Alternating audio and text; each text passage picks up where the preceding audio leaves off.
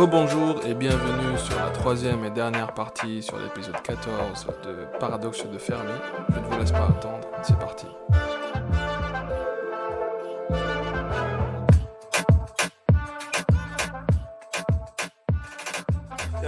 On va essayer de donner un petit peu avec nos spéculations, un petit peu we try and give some rules, des optiques par rapport à quoi peut ressembler la vie à l'extérieur de notre Terre.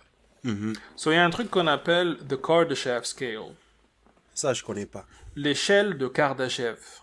Putain, je pensais que t'allais dire Kardashian. Ouf. Non, frère, Ok. c'est pas le même... Unité de mesure, ce n'est pas la même unité de mesure. Ah ouais, l'échelle de Kardashian, ça se mesure en quoi? En couleur? Non, Ça se mesure en centimètres cubes de silicone. Oh my god, ok. Interesting. Ah. Mais l'échelle de Kardashev, qui est un être humain fonctionnel et très intelligent, il a imaginé à quoi peut ressembler une vie. En fait, il voulait catégoriser une vie intelligente. Et il s'est dit, je vais le faire basé sur l'énergie. Ok? So, une espèce capable de efficiently, sans ruiner son planète, extraire et utiliser l'énergie disponible dans sa planète est une espèce de type 1. Une espèce qui est capable de faire la même chose pour son étoile, c'est une espèce type 2. Et une espèce capable de faire ça pour sa galaxie, c'est une espèce de type 3. Donc, pour référence, toute l'énergie d'une galaxie. Sans nuire à la galaxie, sans nuire à l'environnement. Sans nuire, ouais. Donc nous, présentement, on est 0,73. Okay. On est encore en train de ruiner notre planète. Est-ce que vous êtes optimiste ou pessimiste pour le futur? Est-ce que vous pensez qu'on va arriver au type 1 ou pensez qu'on va juste comme s'éteindre ou faire un pas en arrière? Avec l'évolution technologique, genre quand on observe la courbe et la vitesse à laquelle il y a de nouvelles avancées et tout ça, je pense qu'on va vraiment trouver des technologies pour utiliser l'énergie de la Terre de manière efficiente sans nuire, ces gens, ou en réduisant les effets qu'on a actuellement. Ouais, je suis plus optimiste de ce point de vue-là. Et toi, Rita? Bon, moi, dans la vie, je suis quand même quelqu'un d'optimiste, donc j'irai dans le même sens que Jalil, mais je pense que ça ne tient pas qu'à nous. Voilà. C'est-à-dire? C'est pas, je pense qu'il y a quelque chose d'autre qui va décider pour nous. Un gros caillou qui vient de Mars. Ou une autre force, quelque chose. Parce que même si on veut... Bon, moi je trouve qu'il y a beaucoup d'imbéciles sur Terre. Ok. Et pas juste imbéciles, genre pas intelligents. Parce que tu peux être intelligent et être quand même imbécile par tes choix. Et actuellement, avec tous les conflits, tous les problèmes que je vois, et genre c'est pas juste un seul endroit sur Terre. C'est quasiment à chaque continent, il y a des problèmes qui, au lieu de se calmer, ça s'escalade encore et encore et encore. Et les gens ont trop de... Tu sais, sont trop égoïstes et veulent trop, genre, s'imposer au lieu de juste comme... je sais pas comment on dit le terme. Calmer les choses. Calmer les choses. Ils veulent pas. Ils veulent avoir le dernier mot. Ils veulent être les premiers. Ceci, cela. Avoir le plus grand truc et tout. Donc, j'ai l'impression que si on reste sur cette optique-là, ça va pas marcher. Sauf que de ce que je vois avec les gens que j'ai autour de moi et tout, il y a toujours des personnes qui sont comme... Même si tu m'as fait du mal, je te pardonne, on passe à autre chose. Donc il y a toujours des gens comme ça. Mais sauf que comme ils sont minoritaires et la société ne leur donne pas assez de poids et ne les valorise pas, j'ai l'impression qu'on part plus du côté négatif que du côté positif, tu vois. Et donc peut-être qu'on va y arriver, mais ça ne serait pas juste notre choix à nous et notre décision à nous. Il y aurait peut-être autre chose qui va nous aider ou au contraire qui va nous y empêcher. Ok. Ce que tu veux dire, c'est que nos environnements ou les sociétés qui sont comme préconisées actuellement de nos jours ne permettent pas à ce que, en tant qu'espèce, on atteigne un level de développement qui soit favorable pour notre planète et pour tout le monde. Ouais, là, on est trop... Il y a trop d'égoïsme, c'est trop. À bas le capitalisme. Après, tu vois, genre le socialisme, tout ça, je dis pas que c'est une bonne chose non plus, parce que dans certains pays où c'est ça, ça marche pas. Donc je pense que c'est vraiment quelque chose intrinsèque par rapport à la personnalité, à ce que l'homme est. Et comme il y a différentes personnalités, différentes manières de ressentir les choses, j'ai pas l'impression que les personnes qui ont un bon fond et qui veulent essayer de faire du bien vont réussir, parce que ces personnes-là sont toujours pointées du doigt, toujours mis de côté. On va pas leur laisser le choix, tu vois ce que je veux dire? Hmm, Et au lieu de prendre la force et du poids, vu que hmm, c'est pas dans leurs valeurs, ils ne le font pas. Et du coup, ça marche pas. Est-ce que tu... Moi, je pense que je comprends ce que tu dis, mais moi, j'ai l'impression que au contraire, ça s'améliore parce que ces gens-là, déjà, ils sont de plus en plus entendus. Parce que ce qu'ils disaient peut-être depuis des années que les gens ils écoutaient pas, je parle notamment des scientifiques qui parlaient de changement climatique et tout ça, c'est pas un truc qui date d'aujourd'hui, tu vois, genre ça date de plusieurs décennies et ils mettaient en garde, ils faisaient des pronostics, ils donnaient des méthodes pour corriger, mais on l'a jamais appliqué.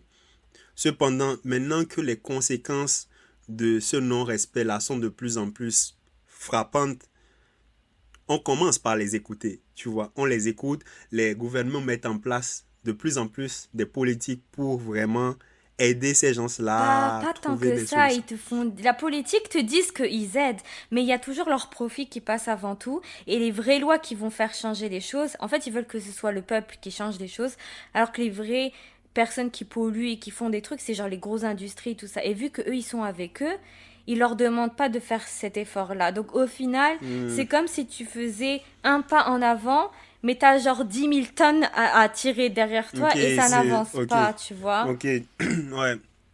Donc c'est le truc de on produit les... Supposons on produit nos voitures électriques qui sont soi-disant plus écologiques, mais au même moment on fait des trous au Congo pour aller extraire des minerais, polluer les eaux et tout ça, c'est ça? C'est ça, et Bah, puis pour tu faire vas la tuer voiture des électrique, gens, déjà. Ouais. et rien que pour faire la voiture électrique. Et j'ai l'impression que oui, actuellement, on entend ce discours-là d'écologie et tout. Il est entendu, mais il n'est pas écouté. Et la différence entre les deux, elle est très très grande. Et c'est ça qui va tout changer. Parce que tu peux entendre, tu sais, quand tu es dans la rue, tu entends du bruit et tout. Mais quand quelqu'un te parle et que tu fais pas attention, attentif, prends en compte son discours, tu le réfléchis, puis tu recraches quelque chose qui va aider à améliorer, ça, on n'y est pas encore. Je dis pas qu'on va pas y arriver parce que je reste optimiste. C'est juste que... You don't feel it.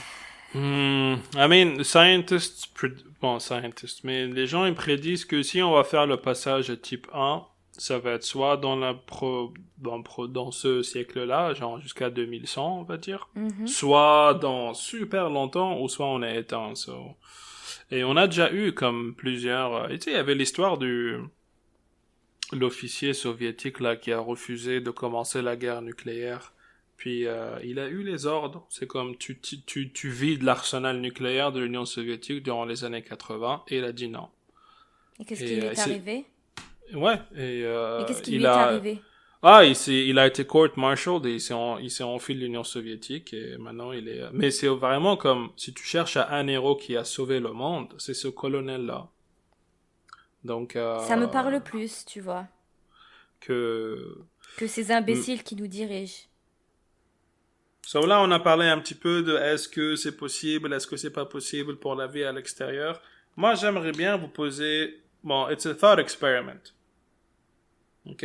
Si vous avez une chambre infinie, remplie d'un nombre de singes infini, avec un nombre de typewriters, ou de claviers si vous préférez, infini.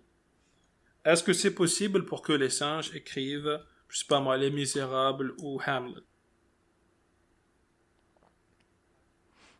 Clavier infini, singe infini, ton infini. Ben, c'est sûr que la probabilité n'est pas zéro. Hmm. Genre, la probabilité n'est pas zéro, mais la probabilité est très. Vous me dites quand vous avez marre, Stop. très low. Mais c'est possible. Ouais, Moi, c'est j'ai une possible. question. C'est quel type de singe? Ça, c'est ton instinct. C'est la biologiste. Non, c'est la biologiste qui parle. Parce que si c'est des... Chimpanzees. Et ben, chimpanzés, on n'a que 1% ou 2% de différence entre eux et nous. 2% de différence dans le génome, ça fait une grande différence. Ça, c'est indéniable. Mais, I don't agree with that. bah, bien sûr que oui. Pourquoi c'est pas les chimpanzés qui lead le monde alors? Non, parce que moi, je pense que c'est pas nécessairement le génome qui fait la différence, c'est l'épigénome. Puis dis-toi que... Oui, bah, génome, épigénome, bref, tout ce qui fait que... Attends, parce que 90%, et c'était comme on pensait jusqu'à 10 ans, 20 ans, 90% ou 95% of your DNA is junk DNA. Oui. Parce que ça code pour rien. Mais on a compris que juste parce que ça code pour rien, ça ne veut pas dire que ça sert à rien. Tu vois, regarde. Parce que On a une grande ressemblance génétique à 98% d'homologie. Donc, génétique, pas épigénétique. Oui, mais... Oui, certes. Mais Oui. ça fait que déjà, si tu me prends un chimpanzé avec un macaque, tu me donnes déjà plus de pourcentage de réussite avec un chimpanzé qu'avec un macaque. C'est pour ça que moi, je t'ai posé la question, quel type de singe tu me donnes? Ok, mais si on dit chien alors? Hein? Si on dit chien au lieu de singe? Bah là, tu diminues tes chances encore. Ouais, mais la question c'est est-ce que c'est possible, oui ou non? C'est pas à quel improbable. point- Ce n'est pas improbable. Ce n'est pas improbable, mais c'est possible. Bah moi, c'est pas ni possible, ni je sais pas. Comme... Il va écrire des trucs. Est-ce que ça va être Hamlet, Shakespeare? Ah, Ouais, mais je pense pas, non. c'est une infinité de chiens, c'est une C'est une infinité de infinité de claviers, combinaisons, et une c'est une infinité infinité de temps. Ok, bah d'accord, tu en mets un. Chacun, il va appuyer sur une touche. Si après tu prends toutes les touches qu'ils ont appuyées, que colles les lettres et que tu vas créer toi un livre en fonction des lettres, en fonction de l'ordre que toi tu choisis, d'accord. Mais est-ce que eux, genre lui, il va écrire, je sais pas moi, cochon 1, il va taper sur la lettre L. J'aime bien que comme t'es en train de comme take us with you on like c'est quoi le thought process que tu as. J'apprécie, mais la question est-ce possible, oui ou non? Parce qu'il y a une réponse à la question, Rita. Bof. La réponse est oui. D'accord, bah tant mieux.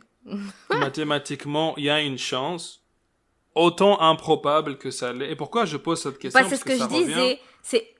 C'est probable, mais c'est aussi improbable. Donc, Oui, moi je t'ai dit, j'ai bien essayé de répondu dire, alors. Hein. ouais, j'ai essayé Non, mais de dire, t'as juste compliqué le truc. T'as commencé par nous parler de singe qui écrit B, Baba, l'autre qui écrit... On sait pas ce qu'ils écrivent. Non, parce que regarde, je suis une scientifique, donc tu me donnes une idée. Moi, j'essaye de te mettre un protocole We pour are all essayer de voir. scientists here, Rita. We are all scientists. Ok, mais moi, je te parle j'essaye de mettre un protocole pour imager ton truc. Donc moi, comment je vais le former? Chacun, il va appuyer sur un... Bref, c'est pour ça que je te disais tout ça. J'ai une autre question aussi un peu dans le même style. Because I love these questions, by the way. Est-ce que vous pensez qu'il y a plus de chiffres réels entre 1 et 2 ou de chiffres naturels? Chiffre naturel, c'est 1, 2, 3, il n'y a pas de virgule. Chiffre réel, c'est des virgules. Est-ce que vous pensez qu'il y a plus de chiffres réels entre 1 et 2 ou de chiffres naturels tout court? Il y a plus de chiffres irréels. Parce que s'il y en a autant avant, bah, il y en aura autant que dans Non, mais l'infini. là, c'est juste entre 1 et 2. Si tu compares les chiffres avec virgule simplement entre 1 et 2 à tous les chiffres naturels. Oui, parce qu'avec tous les chiffres naturels, tu peux les intégrer entre 1 et 2. The answer is, et ça c'est vrai, the answer is, il y a plus de chiffres entre 1 et 2. Bah, c'est ça, Ouais, c'est ce il y qu'on en a a dit. plus. Ouais. Donc, moi, je disais qu'il y en a autant. Ah, moi, Non, je disais parce qu'il y en que- a plus, parce que vu qu'il y en a beaucoup, si tu les rajoutes entre les trucs, bah, ça en fait plus. En fait, cette question-là, elle a répondu à une question qui a fait un peu le buzz dans le monde de la mathématique, c'est qu'il n'y a pas toutes les infinis qui sont égales. Il y a des infinis qui sont plus grandes que d'autres infinis. But they're infinite. That's why it's a Et la personne qui a fait cette découverte, elle a fait plusieurs nervous breakdowns et elle a fini dans un asile. Le nombre de mathématiciens que je connais qui ont fini, frère, dans des trucs chelous. Mais juste comme, c'est juste pour essayer de vous donner un peu comme une image de ce que c'est que une infinité. Parce que si l'espace est infini, il doit avoir de la vie quelque part. C'est ce que certaines personnes raisonnent. C'est tellement grand que même notre cerveau n'arrive pas à concevoir. Il doit avoir quelque chose à l'extérieur. À quoi ça va ressembler? Là, ça devient un petit peu difficile. Comme il a dit Jalil, ça peut être un petit peu arrogant de penser, genre, on va utiliser comme référence comme si on était les seuls. On peut rater des choses. Peut-être que c'est des choses qu'on va pas voir, qu'on va jamais entrer en contact avec. On sait pas. Mais c'est tellement grand, c'est tellement infini qu'il y a toujours la probabilité. Et puis, est-ce qu'on va les voir? Je ne sais pas. I hope so. Mais j'ai une dernière question à vous poser avant de boucler cet épisode. Vas-y, Sofiane, on va te faire plaisir. Ouais, s'il vous plaît. Là, je sors un petit peu de Fermi Paradox, but I still want to know what would be your answer. So, c'est une expérience qui s'appelle... It's a thought experiment once more. Okay. Qui s'appelle The Experience Machine. Ok? Vous avez un ami neurobiologiste excentrique. Rita. Je suis pas neurobiologiste excentrique. Rita est virologiste excentrique, c'est pas la même chose. Non, je suis microbiologiste, virologiste, immunologiste. Ne diminue pas mon potentiel. Non, je dis excentrique. Excentrique. C'est ça le... Je suis pas excentrique. Bref, en tout cas. Vous avez un ami neurobiologiste excentrique. Il vous dit, moi j'ai construit une machine qui peut simuler ecstasy pour vous. Que les meilleurs sentiments. Ok? Est-ce que, but if I plug you in it, et j'ai une expérience à mener, j'ai besoin d'un volontaire pour plug dans la machine, tu vas sentir que du bonheur tout le temps, sauf que if I plug you in, I cannot unplug you. Donc tu restes dans cette machine à vie. À vie. Mais à experience que du bonheur, que de bonnes choses, que de... So what's the question? Would Est-ce you que do tu it? vas le faire? No. Non. Non? Non. Et Non. toi, Rita? Non. Non? Ok. Mais, on passe ça via rechercher les émotions. Tu vas pas aller te figer dans une seule émotion. Et les émotions, c'est que des comment tu dis? Des feedbacks de ta perception de l'univers. Tu vas aller te figer que dans everything is beautiful, everything is perfect. C'est dangereux, ça. Bah, la raison pour laquelle je parlais du experience machine, parce qu'il y a une des théories qui dit que pourquoi il n'y a pas d'aliens, c'est qu'il y a ce qu'on appelle le concept de Matryoshka brain. De qui? En gros, de Matryoshka brain. Matryoshka brain, c'est quoi? C'est l'idée que à partir du moment qu'une espèce devient assez intelligente, assez poussée, bah tout ce qu'elle a envie de faire, c'est juste de plug in dans une simulation et vivre comme ça. Et if you're a type 2 civilization, une civilisation qui est capable de harness, récolter l'énergie de son étoile, tu peux juste comme construire un ordinateur pour lequel la batterie, c'est l'étoile. Et comme ça, tu restes dans une simulation et c'est que du bonheur jusqu'au, I don't know how much time. Genre jusqu'à des millions d'années minimum, je pense. L'étoile s'éteigne. Ouais. Mais toi, moi, du coup, et toi, est-ce que tu le ferais? Non. Oui, j'avais une conversation avec quelqu'un récemment, il me disait, ouais, non, les OGM c'est mauvais et tout, parce que c'est pas naturel. Mais quand tu fais pousser une banane, là que c'est naturel, la banane. Puis moi, j'étais là, genre en mode, les bananes qu'on a aujourd'hui, c'est des OGM. On a sélectionné et on a... C'était pas les bananes originaires. Like même les chiens, regarde les chihuahuas. C'est pas une espèce qui doit exister, ça. C'est nous qui l'ont fait. Et on a fait la même chose avec les bananes bien avant à ce qu'on commence à manipuler de l'ADN, bien avant à ce qu'on savait que y a des bactéries sur Terre. Mais même malgré ça, moi, j'aurais répondu que tout ce qui est naturel n'est pas forcément bon pour ta santé. Non, mais c'est sûr. Mais c'est pour ça que moi, je trouve ça Il y a des choses qui sont peu... faites par l'homme et qui sont meilleures pour ta santé que certaines choses qui sont naturelles. Exemple. For example. Je vais chercher dans ma tête et je vous donnerai un exemple dans le prochain épisode. Arrête de balancer des trucs comme ça à nos auditeurs. Mais c'est vrai, c'est la vérité, c'est juste que là, j'ai pas de truc. En parlant de remèdes naturels et tout, quand j'écrivais ma thèse pour le PhD, je suis tombé sur quelques articles qui étaient assez intéressants. Number one, on a trouvé des traces de tétracycline, qui est un antibiotique, jusqu'à aujourd'hui on l'utilise, dans les os de anciens personnes de l'Égypte et de Nubia. Oui, parce qu'ils mangeaient des plantes ou des trucs comme ça qui produisaient potentiellement, ça. ils avaient des remèdes. Ils ont aussi trouvé une recette pour un remède celtique, genre shamanistique, en Grande-Bretagne. Et quand ils ont fait le truc, ils ont suivi la recette, c'était capable de tuer MRSA, so Methicillin Resistant Staphylococcus aureus. So, il y a des choses que nos ancêtres qu'ils faisaient. Mais j'ai pas dit que tout n'était pas bon dans le naturel, hein. Non, je sais, mais genre, je complémentais juste parce que le temps que tu trouves ce que tu essayes de dire. J'ai pas d'idée, ça me reviendra, je vais vous le dire dans le prochain épisode. Donc restez connectés. Mais moi, j'ai dit ça juste pour faire comprendre aux gens que tout ce qui est alarmism, tout l'alarmisme là autour de GM, je suis comme, c'est un peu trop tard pour moi parce qu'on l'a déjà fait. Tu sais, on fait déjà. C'est quoi genre l'âne est stérile? Pourquoi l'âne est stérile? Parce qu'on a croisé deux espèces. On fait ça avec les chiens.